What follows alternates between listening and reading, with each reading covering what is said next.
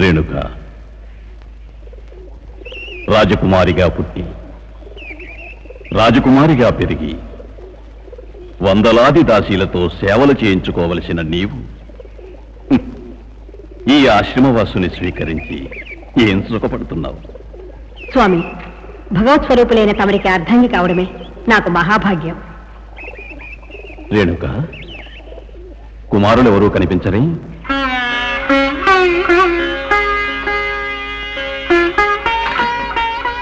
హోమానికి సన్నిధులు తీసుకురావడానికి వెళ్ళాను తండ్రి. శివలింగాన్ని అభిషేకించడానికి తేనె తెచ్చాను తండ్రి. పూజకు పుష్పాలు తేవడానికి వెళ్ళాను తండ్రి. ఓ, బహు సంతోషం పుత్రులారా. భక్తియే మనందరి ప్రథమ కర్తవ్యం. అదే ఆ సదాశివుని సాక్షాత్కారానికి మూలాధారం.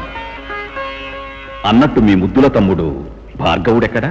ఓం నమః శివాయ, ఓం నమః శివాయ, ఓం నమః శివాయ, ఓం నమః శివాయ, ఓం నమః శివాయ, ఓం నమః శివాయ, ఓం నమః శివాయ.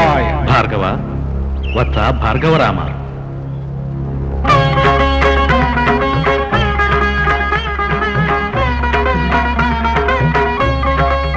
ఆహా, పరమేశ్వర, పరంజ్యోతి, ప్రసన్నుడవయ్యావ తండ్రి. పాహిమాం పాహిమాం పాహిమాం. వత్స భార్గవ, నీ నిష్కళంక నిశ్చల అమోఘ భక్తి నన్ను కైలాసంలో క్షణకాలం దిగ్భ్రాంతుణ్ణి చేసింది. నీ భక్తికి మెచ్చి ప్రసన్నుడనయ్యాను. ఏం కావాలో కోరుకోవత్స, సంతోషంగా ప్రసాదిస్తాను. దేవదేవ, అఖిలాండ కోటి బ్రహ్మాండ నాయక, జగదీశ్వర, జగద్రక్షక, నీ దివ్య దర్శనమే నాకు మహాభాగ్యం. ఈ మహాభాగ్యం కంటే మహత్తరమైన మరే భాగ్యము నాకు అవసరం లేదు తండ్రి. నువ్వు మాటల్లో మహాజానవు. నీ మాటలకు నేను ముగ్ధుడైపోయాను వత్స. భార్గవ, నీవు కోరకపోయినా ఏదైనా ఒకటి ప్రసాదించాలని నా మనసు ప్రేరేపిస్తుంది.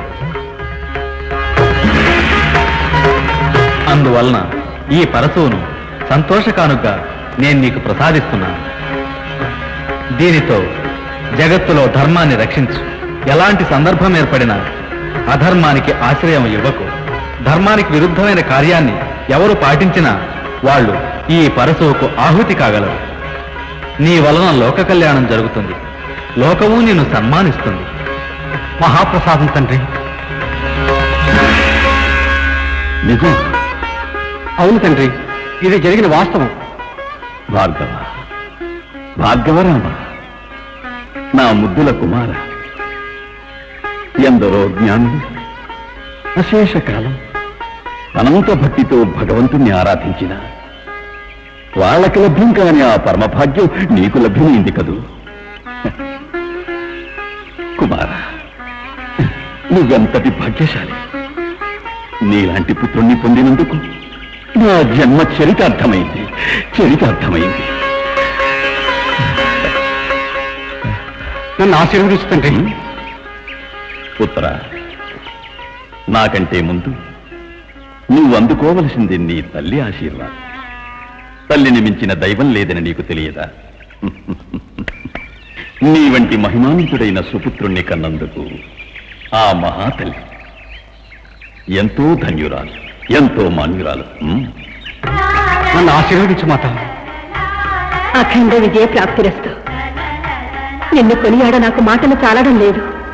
భార్గవ, ఆ పరమేశ్వరుని వరంతో ఈ పరశువుని ధరించి నేటి నుండి పరశురాముడిగా ప్రఖ్యాతిగాంచి చిరంజీవిగా వర్ధిల్లు నాయనా.